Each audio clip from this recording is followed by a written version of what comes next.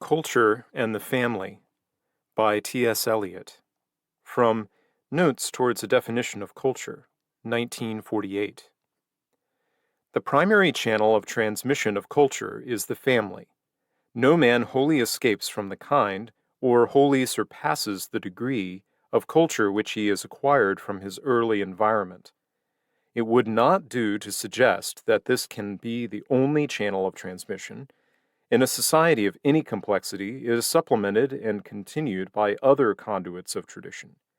Even in relatively primitive societies, this is so.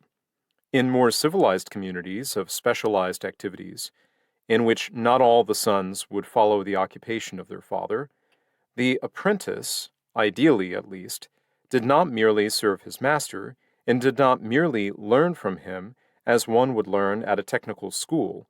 He became assimilated into a way of life, which went with that particular trade or craft. And perhaps the lost secret of the craft is this, that not merely a skill, but an entire way of life was transmitted. Culture, distinguishable from knowledge about culture, was transmitted by the older universities. Young men have profited there who have been profitless students, and who have acquired no taste for learning, or for Gothic architecture, or for college ritual and form. I suppose that something of the same sort is transmitted also by societies of the Masonic type, for initiation is an introduction into a way of life, of however restricted viability, received from the past and to be perpetuated in the future. But by far the most important channel of transmission of culture remains the family, and when family life fails to play its part, we must expect our culture to deteriorate. Now, the family is an institution of which nearly everybody speaks well, but it is advisable to remember that this is a term that may vary in extension. In the present age, it means little more than the living members. Even of living members, it is a rare exception when an advertisement depicts a large family or 3 generations.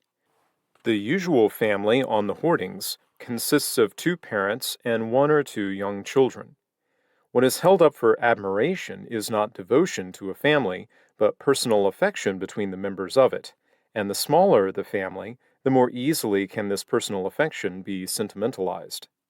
But when I speak of the family, I have in mind a bond which embraces a longer period of time than this, a piety towards the dead, however obscure, and a solicitude for the unborn, however remote.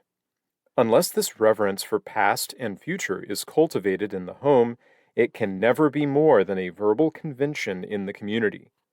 Such an interest in the past is different from the vanities and pretensions of genealogy. Such a responsibility for the future is different from that of the builder of social programs.